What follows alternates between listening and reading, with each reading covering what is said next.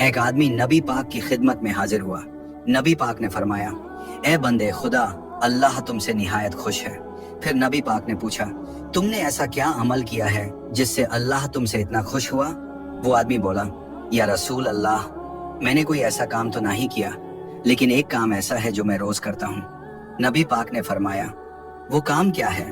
उसने बताया, एक दफा मेरे 2 ऊंट भगकर दूर चले गए। जब मैं उन्हें ढूंढने निकला तो देखा कि वो एक जमीन पर चल रहे थे। वो जमीन एक सरदार की थी।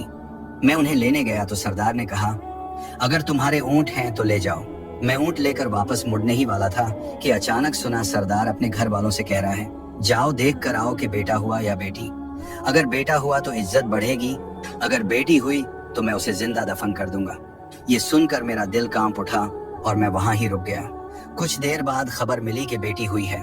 मैंने तुरंत सरदार से कहा, अगर तुम अपनी बेटी को मारना चाहते हो तो ऐसा ना करो, उसे मुझे दे दो। सरदार ने गुस्से से जवाब दिया, ऐसे नहीं, ऊंट दो मुझको। मैंने कहा, तुम तो इसे जिंदा गाड़ कर कुछ भी हासिल नहीं करते, मुझे दे दो। मगर उसने जिद की। आखिरकार मैंने अपने ऊंट दिए और उस बेटी को अपना लिया। आदमी ने आंसुओं भरी मुस्कान के साथ कहा, मैंने उस बेटी को पाला।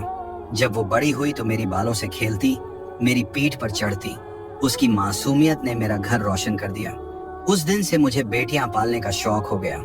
मैं रोज गांव और देहात में निकलता, जहां किसी को बेटी ना पसंद होती और उसे मारने का इरादा करता, मैं उन्हें अपने घर ले आता। आज मेरे घर में अल्हम्दुलिल्लाह 300 बेटियां हैं। मैं उन सब का बाप हूँ, उनकी किफालत करता हूँ और उनके लिए ऊंट तक देकर आता हूँ। फिर कहा, मुझे बेटियां पालने का ऐसा सुकून मिलता है जो और किसी चीज में नहीं।